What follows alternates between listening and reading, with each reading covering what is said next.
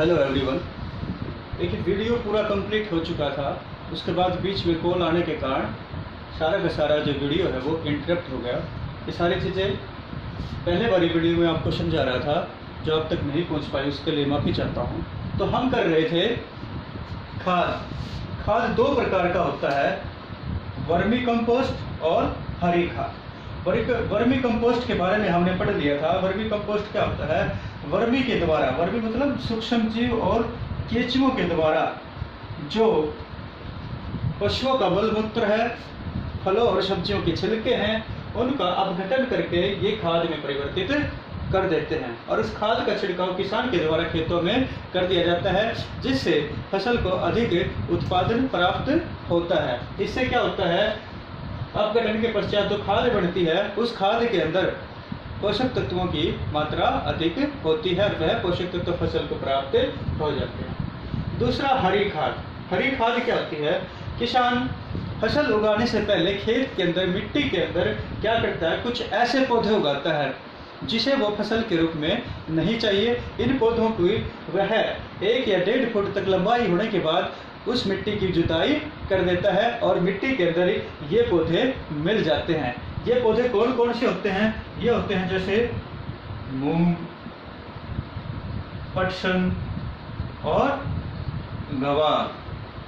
ये 3 प्रकार के पौधे होते हैं मुख्यतः, मूंग, पटसन और गवार। जब 1-1.5 फुट तक इनकी हाइट हो जाती है उगने के बाद, तो किसान इनकी जुताई कर देता है और मिट्टी में इनको मिला देता है। इसे हरी खाद कहा जाता है, क्योंकि ये पौधे किसका कार्य करते हैं? ये खाद का कार्य करते हैं और मिट्टी के अंदर उपस्थित जो पोषक तत्व हैं उनकी संख्या में बढ़ोतरी करते हैं और जिससे फसल उत्पादन में वृद्धि होती है। इसे हरी खाद कहा जाता है। तो खाद के बाद अगला टॉपिक है हमारा उर्वरक। उर्वरक क्या होते हैं?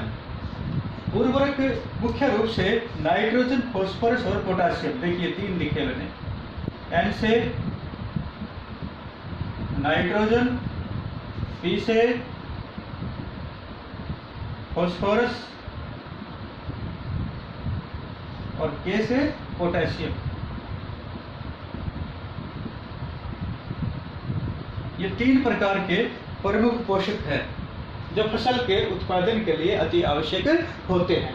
तो अधिक से अधिक नाइट्रोजन, फास्फोरस, पोटेशियम को उर्वरकों के द्वारा प्राप्त किया जाता है। ये उर्वरक कहाँ तैयार किए जाते हैं? ये उर्वरक तैयार किए जाते हैं किसके अंदर?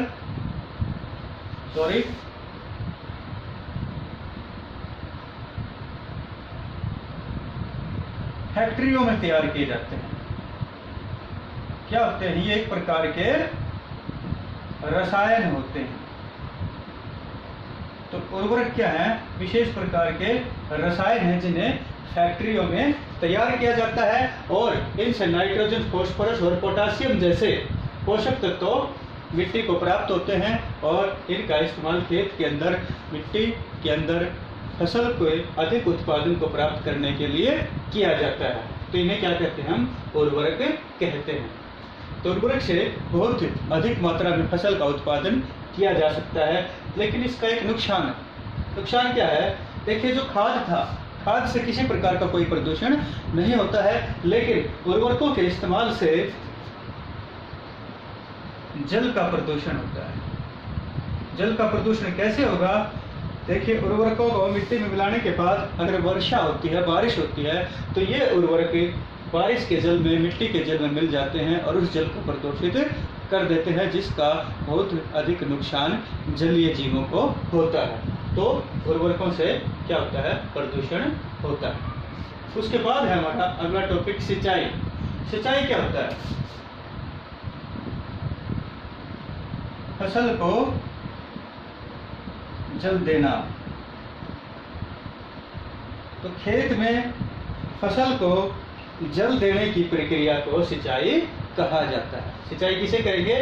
खेत में फसल को जल देने की प्रक्रिया को सिंचाई कहा जाता है। हमारे देश के अंदर मुख्य रूप से जो किसान हैं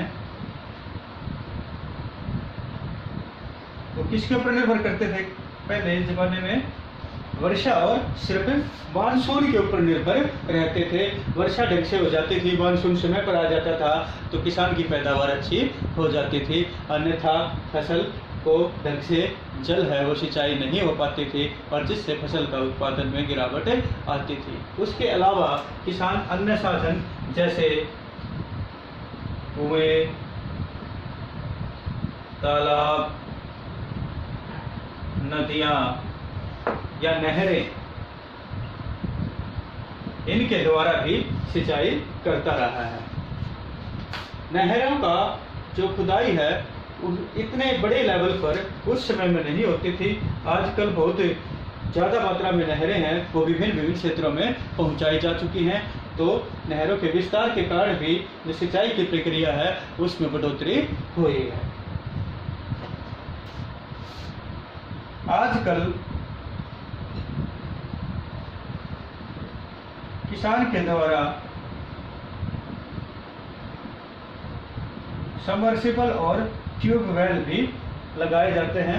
तकनीकी अधिक होने के कारण किसान सबमर्सिबल और ट्यूबवेल का भी इस्तेमाल करता है और फसल के उत्पादन में बढ़ोतरी लेता है ताकि सिंचाई है वो ढंग से प्रॉपर से हो सकती है। तो सिंचाई के बाद हमारा एक टॉपिक है फसल सुरक्षा प्रबंधन। देखिए फसल सुरक्षा प्रबंधन क्या है। सिंचाई होगी, किसान ने फसलों को बो दिया, उर्वरक दे दिया, खाद दे दिया, फसलें सही ढंग से वृद्धि कर रही हैं, लेकिन फिर भी फसलों के ऊपर एक प्रकार का जो संकट है वह छाया रहता है। वह संकट क्या है? विभिन्न प्रकार के हैं, विभिन्न प्रकार की बीमारियां हैं फसलों में लग जाती हैं, विभिन्न प्रकार के अन्य जो खरपतवार हैं वो फसलों के अंदर उग जाते हैं, विभिन्न प्रकार के जो जानवर हैं, कीड़े मकोड़े हैं, उनके द्वारा भी जो फसलें हैं वो खराब कर दी जाती हैं। तो किसान किस प्रकार से अपनी फसल की सुरक्षा कर सकता है? तो उसमें सबसे पहला जो टॉपिक लेते हैं वह है खरपतवार। खरपतवार क्या होता है? फसल के साथ अपने आप, किसान ने नहीं बोया उनको, फसल के साथ अपने आप उगने वाले अवांछित पौधों को खरपतवार कहा जाता है। तो गेहूं की फसल किसान ने बोई, उसके साथ कुछ घास फूस बथुआ वगैरह अपने आप उग जाता है। तो इस प्रकार अपने आप उगने वाले जो पौधे हैं वो खरपतवार कहलाते हैं। इससे क्या होता है? जो फसल की पैदावार है वह कम हो जाती है। फसल की पैदावार पर बुरा प्रभाव क्यों पड़ता है? क्योंकि जो पोषक तत्व मिट्टी से फसल के लिए होते हैं वह पोषक तत्व इन खरपतवार के द्वारा ग्रहण कर लिए जाते हैं। जिस खेत के अंदर अधिक से अधिक गेहूं उगने थे या दूसरी फसल उगनी थी उनकी जगह बहुत सारे खरपतवार के द्वारा ले ली जाती है, तो जिससे उनका पोषण, उनके उगने के लिए जो जगह है वो सारी की सारी बहुत ज़्यादा मात्रा में खरपतवार ग्रहण कर लेते हैं, जिससे उत्पादन में कमी आती है। तो इस खरपतवार को खेत से हटाना अति आवश्यक होता है। तो इसको किस प्रकार से हटाया जा सकता है? इसके 3 तरीके हैं जो किसान इस्तेमाल करता है। नंबर 1, हाथ से हटाना। जैसे धान की फसल है, धान की फसल में अपने आप धान के जैसे कुछ पौधे उग जाते हैं, किसान उनकी पहचान करके हाथ से उनको हटा देता है और जिससे धान की फसल है वह ढंग से हो जाती है। दूसरा, निराई। निराई में क्या करता है? किसान औजारों के द्वारा या हल के द्वारा, फावड़े या दराती के द्वारा अपने आप उगने वाली, जैसे हल के द्वारा, जुताई के द्वारा, जैसे कपास के पौधे हैं, बाजरा है, उसके अंदर उगने वाले अवांछित पौधों को, खरपतवार को हल के द्वारा या औजारों के द्वारा, फावड़े या दराती के द्वारा हटा दिया जाता है, फसल से निकाल दिया जाता है। इसे क्या कहते हैं? निराई कहा जाता है। तीसरा, खरपतवारनाशी, जिसका आजकल बहुत ज़्यादा इस्तेमाल होने लगा है। खरपतवारनाशी में क्या होता है? रसायनों का छिड़काव किया जाता है स्प्रे के द्वारा, स्प्रे मशीनों के द्वारा। इससे क्या होता है? ये स्प्रे का जो छिड़काव है, रसायन है, ये सिर्फ खरपतवार के ऊपर प्रभाव डालते हैं। जो खरपतवार है सिर्फ उसी के ऊपर इसका प्रभाव होता है। ये सिर्फ खरपतवार को ही नुकसान पहुंचाते हैं, उसी को नष्ट करते हैं, जिससे फसल के ऊपर इनका बुरा प्रभाव नहीं पड़ता। फसल ऐसे ही ग्रो करती रहेगी, वृद्धि करती रहेगी, लेकिन इन रसायनों के छिड़काव से जो